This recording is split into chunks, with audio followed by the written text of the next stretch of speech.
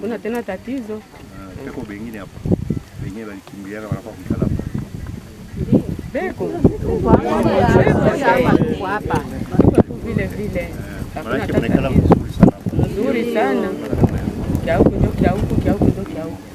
Loin de son bureau climatisé, l'homme de terrain du gouvernement Kitungwa, l'excellence Mpongwe Moulapi Raphaël, a effectué une visite de terrain avec l'un des partenaires de ce ministère, qui est l'Organisation internationale des migrations OIM en sigle, ce mercredi 18 septembre 2024, dans l'objectif de se rendre compte des réalisations du projet d'accompagnement des promotions des solutions durables dans les villages de retour. En sa qualité de ministre provincial en charge de l'agriculture, de la pêche et de l'élevage, Mpongwe Moulapi Raphaël veut à tout prix accompagner la vision du gouverneur des provinces, l'honorable Christian Kitungwa Muteba, en se mettant beaucoup plus au terrain. Première étape, village Lukwangulo Centre et Lukwangulo Jérôme, où les patrons de l'Agripel a visité les champs de manioc qui ont été exécutés par 420 bénéficiaires réunis dans 11 coopératives et des chèvreries, jusqu'à visiter les maraîchères dont les tomates, les poivrons et autres y sont cultivés. Deuxième étape de cette série de visites,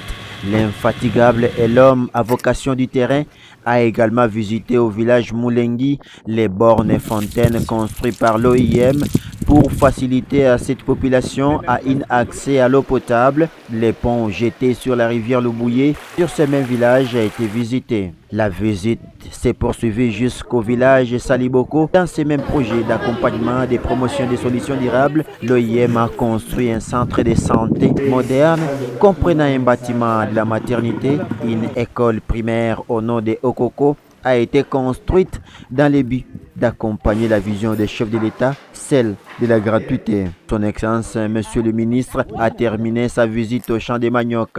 Très ému de cette visite et surtout du travail des différentes coopératives est remarquable. La compréhension et l'appropriation rapide de ces projets de l'OIM par les populations donne de l'espoir, a souligné le ministre. Principalement aujourd'hui, il était question que je fasse ces descentes avec l'OIM qui, dans ses projets, a concocté certains programmes de développement communautaire avec des personnes déplacées, relocalisées. Et j'ai eu donc l'occasion de pouvoir visiter toutes ces communautés. La première satisfaction, c'est de voir que toutes ces communautés qui, hier, se faisaient la guerre, qui s'étaient déchirées, se querellaient sur les terres, aujourd'hui on les voit en train de travailler ensemble sur le même espace. C'est une première satisfaction.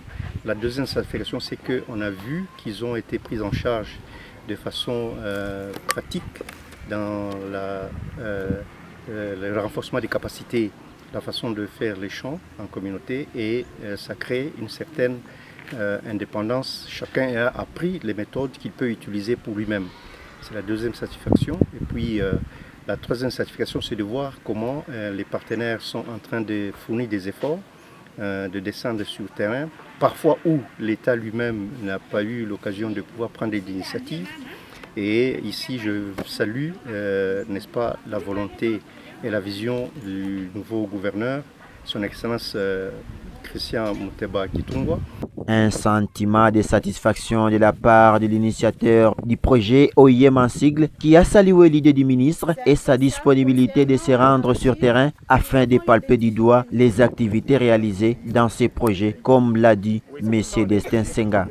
D'abord, nous remercions l'Excellence Monsieur le Ministre en charge de l'agriculture et du développement rural pour l'initiative qu'il a prise de pouvoir demander de venir voir les activités faites sur terrain.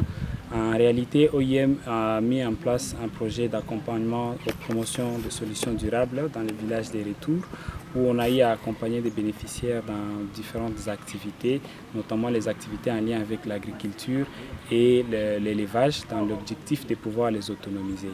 Alors en ces jours, nous avons effectué la visite avec l'Excellence. Il a eu à palper du doigt les activités réalisées.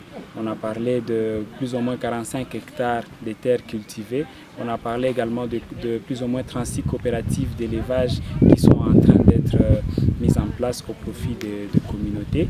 Alors il y a eu plusieurs recommandations, notamment de pouvoir continuer à accompagner les bénéficiaires afin qu'ils puissent bien maîtriser toutes les techniques d'élevage et d'agriculture, mais également de pouvoir coordonner avec d'autres partenaires afin qu'il y ait une de ces interventions afin que les populations soient à jamais relevées dans leur déficit socio-économique. Il s'y est tout de même de signaler que ces projets d'accompagnement et de promotion des solutions durables visent à l'autonomisation de la population.